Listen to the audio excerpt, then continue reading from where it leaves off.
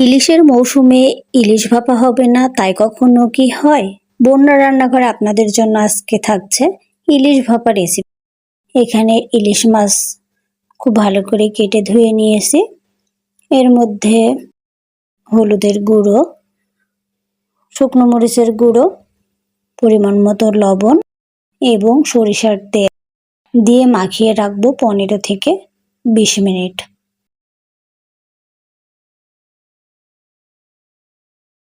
খুব ভালো করে মাখিয়ে এটা একটু রেস্টে রেখে দিব।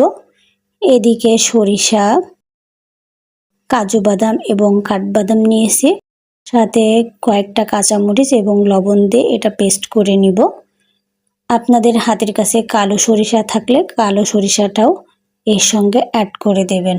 আর সরিষাটা আমি 10 মিনিট পানিতে ভিজিয়ে রেখে তারপর পেস্ট করে নিয়েছি। এর মধ্যে পরিমাণ মতো লবণ, হলুদের গুঁড়ো এবং সরিষার তেল, মরিচ দিয়ে মাখিয়ে রাখা মাছগুলো এর মধ্যে দিয়ে খুব ভালো করে মাখিয়ে নিব। আর লবণটা এখানে অবশ্যই বুঝে শুনে অ্যাড করতে হবে, যেহেতু আমি মাছটা হলুদ মরিচ দিয়ে লবণ মাখিয়ে রেখেছিলাম এবং এখানেও লবণ অ্যাড করছি।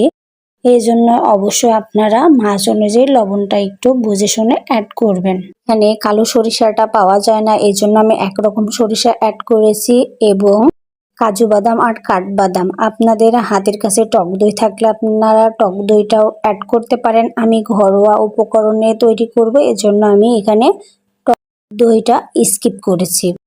এভাবে করে মাখিয়ে 15 থেকে 20 মিনিট হাতে সময় থাকলে রেস্টে রেখে দেবেন।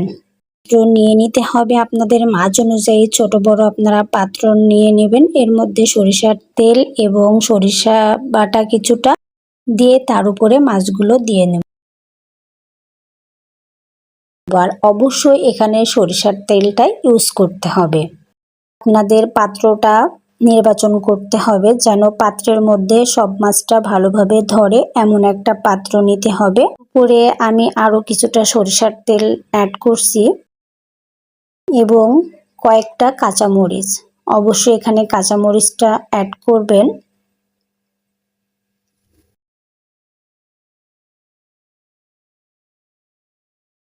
এর উপর আরো কিছু আমি সরিষার তেল অ্যাড করব, এতে সুন্দর একটা ঝাঁঝালো ফ্লেভার আসবে।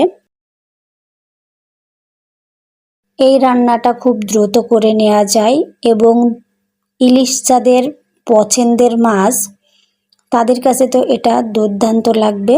খুব ঝটফট করে রান্না করে নেওয়া যায়। কড়াইতে কিছুটা পানি দিয়েছি, পানিটা একটু গরম হয়ে গেলে একটা স্ট্যান্ড বসিয়ে বাটিটা বসিয়ে দিয়েছি। আর পানির সাথে যেন বাটিটা লেগে থাকে এমন করে পানি অ্যাড করতে হবে। আমি 30 থেকে 40 মিনিট পরে দেখুন আপনাদের দেখাচ্ছি কত সুন্দর হয়েছে। 15 মিনিট পরে আমি মাছের এক পাটটা উল্টিয়ে আরো 15 মিনিট কুক করে নিয়েছিলাম। মোট আমার 40 মিনিটটা আমি রেখেছিলাম। দেখুন কত সুন্দর কুক হয়ে গেছে এবং কালারটা কত সুন্দর এসেছে। আমি এখন পরিবেশন করে নিচ্ছি।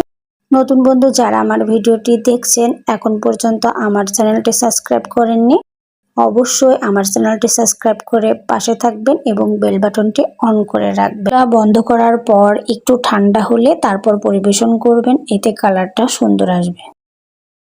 ইলিশ ভাপাটা এতটা টেস্টি হয়, এভাবে খুব কম উপকরণ দিয়ে এটা তৈরি করে নেওয়া যায় এবং টেস্ট হয় দুর্দান্ত। ইলিশ যাদের পছন্দ তাদের কাছে তো জাস্ট ফাটাফাটি লাগবে। এটা যদি গরম ভাতের সাথে থাকে আর কোনো কিছুই লাগবে না। আমার এই ইলিশ ভাপাটা জাস্ট অসাধারণ হয়েছে। হাতের কাছে থাকা উপকরণ দিয়ে আপনারা খুব সহজে তৈরি করে নিতে পারবেন। নতুন বন্ধু হয়ে থাকলে আমার চ্যানেলটি সাবস্ক্রাইব করবেন এবং ভিডিওটি ভালো লাগলে শেয়ার করবেন। আল্লাহ হাফেজ।